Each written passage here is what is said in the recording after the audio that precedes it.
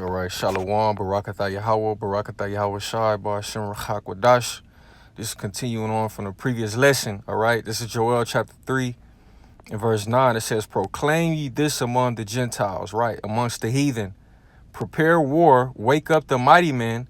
Let all the men of war draw near, let them come up. Beat your plowshares into swords and your pruning hooks into spears.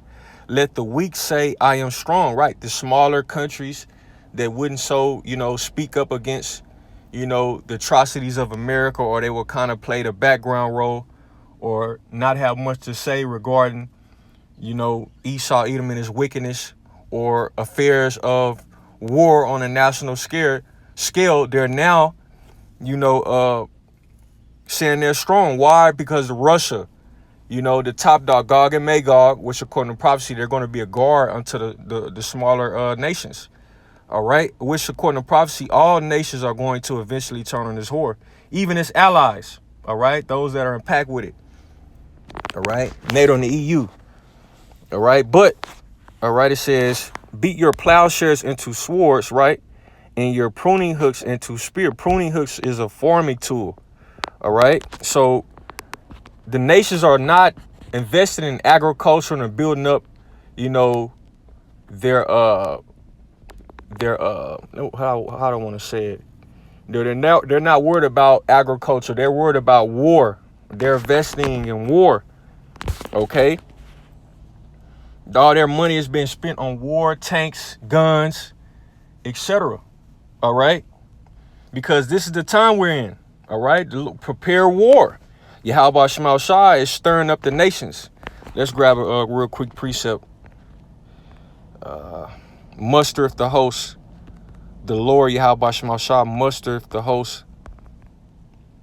All right. This Isaiah 13.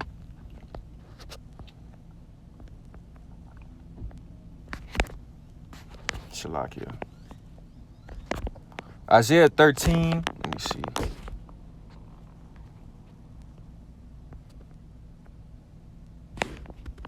Isaiah 13 and verse 4, it says, the noise of a multitude in the mountains, like as of a great people, a tumultuous noise of the kingdoms of nations gathered together, the Lord of hosts mustereth the host of the battle, right? So the Lord of hosts mustereth, gathereth, all right? Scripture say the king's heart is in the hand of the Lord. These presidents, these men that so-called run these countries and armies have say so. The Lord controls their spirit.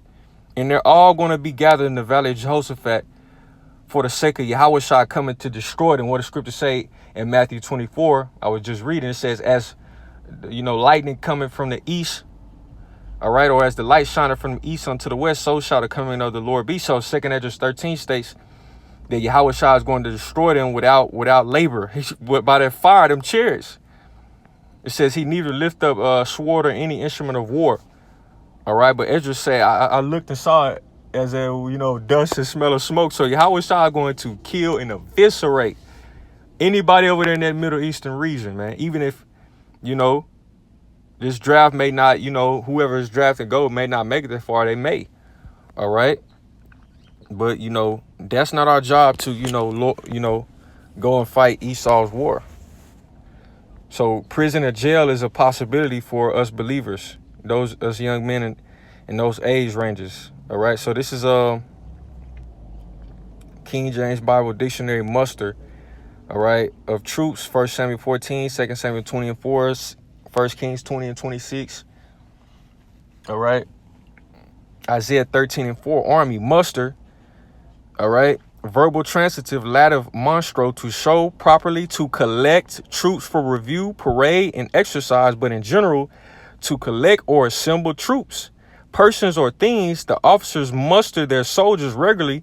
They muster all their forces. The philosopher musters all the wise sayings of the ancients. So the Lord mustereth the host of the battle. So the Lord has say so on who's going to go, who's going to be over there fighting with guns and helmets. The Lord Yahweh Shema Shai is in control of everything still.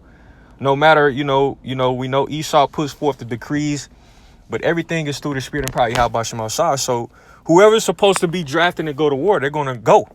All right. You see, and also goes into, where the armies are stationed, how they set up the military tactics. All that goes into Yahweh Basham Shah. He musters the host. All right. Assembles the troops, puts the spirit on the different lieutenants to make decisions. All that goes into, the omnipotency of Yahweh Basham Shah. So, right. That's it on that. Let me see. No, there's some more on this. Shalakia. A lot of traffic around. This Isaiah 13. All right, that's it on that. Let's go back to 2nd Edges 16. That was it on that, I believe. Let me see. Just a few words. All right. Yeah, that's it. Let's go to back in Joel 3 and verse 11. All right. It says, assemble yourselves and come, all ye heathen, these other heathen nations. All right. And gather yourselves together round about, thither cause thy mighty ones to come down, O Lord.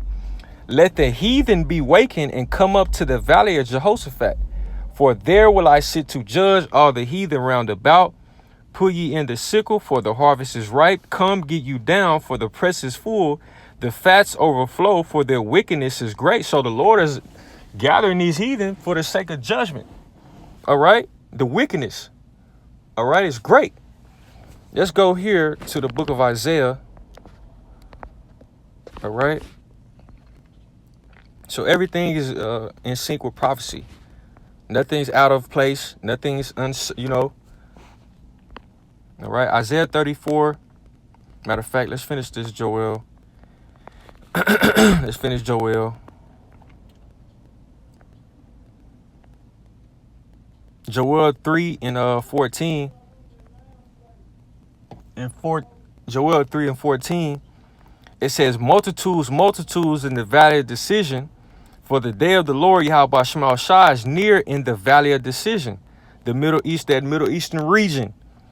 All right. All nations are going to be gathered over there, the armies. It says, the sun and the moon shall be darkened, and the stars shall withdraw their shining. The Lord Yahweh Basham Shai also shall roar out of Zion and utter his voice from Jerusalem, and the heavens of the earth shall shake. But the Lord will be the hope of his people and the strength of the children of Israel. All right.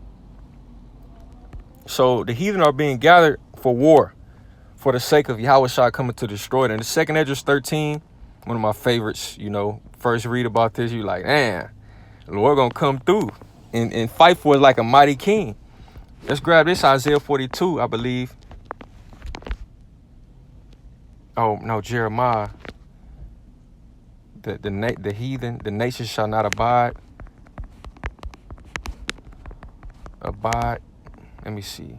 Lord willing, bear with me. Baba Kusha. Jeremiah. It's Jeremiah. I just read it.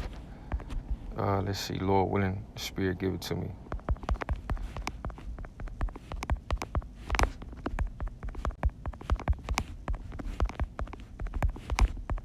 Yes, we are definitely in the times of the end.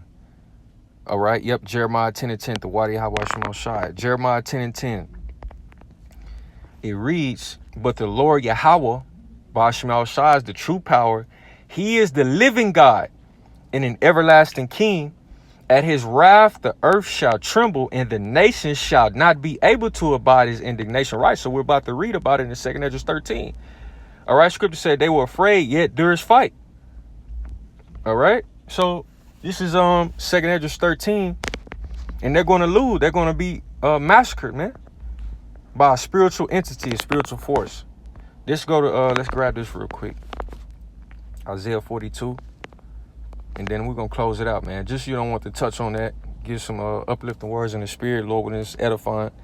All right, it's very real, man. This is a straight gate. We got persecution, and this could be a form of it. All right, we gotta keep our eyes peeled on this.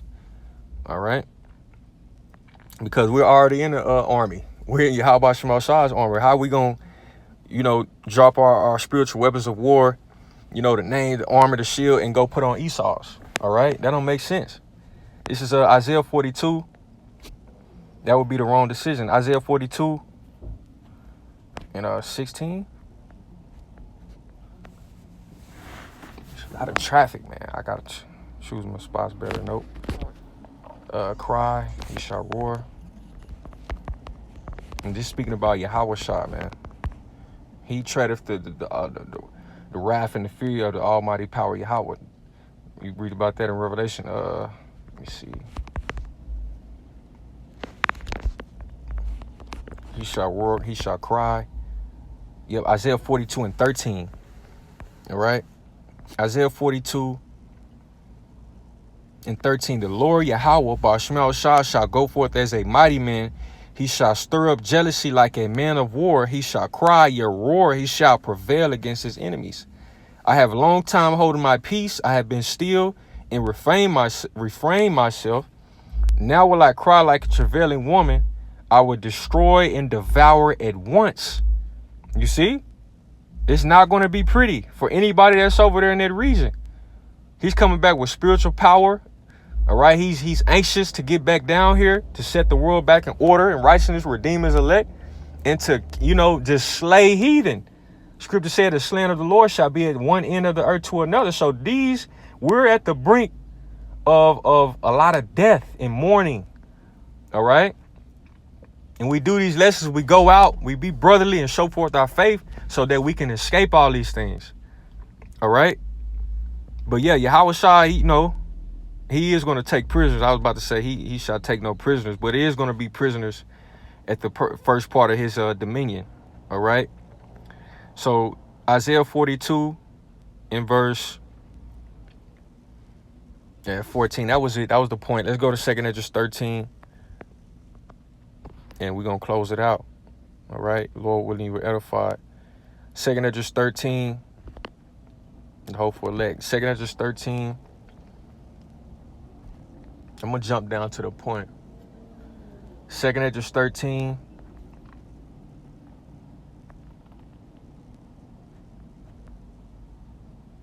Right to the point. 2 Esdras, you can really start at 1 for the sake of time to get to the point. 2 Esdras 13 and 6. But I beheld, and lo, he had graved himself a great mountain and flew up upon it. So what is Esdras seeing? He's receiving a vision of Yahweh Shah Mashiach, the one in whom the world calls Jesus, returning on a massive so-called quote-unquote UFO or UAP, what Esau, Edom, the white man deems them, unidentified aerial phenomenon, which are the chariots of Yahweh Ba'ashmal Shah, the vehicles of salvation for the elect. All right. Scriptures talk about, how Yahweh Shah is going to come back. Every eye shall see him. Well, that major chariot coming, that's a part of that. You see? Salaki, keeping my eye peeled. It says, scriptures also talk about that rock that came and smote the image. That's Yahweh Shah. Okay. This is 2 Esdras. 2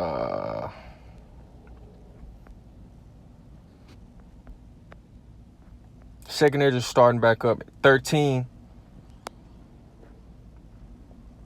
3. And I beheld, and lo, that man waxed strong with the thousands of heaven. And when he turned his countenance to look, all things trembled that were seen under him. And whensoever the voice went out of his mouth, all they burned that heard his voice, like as the earth faileth when it feeleth the fire.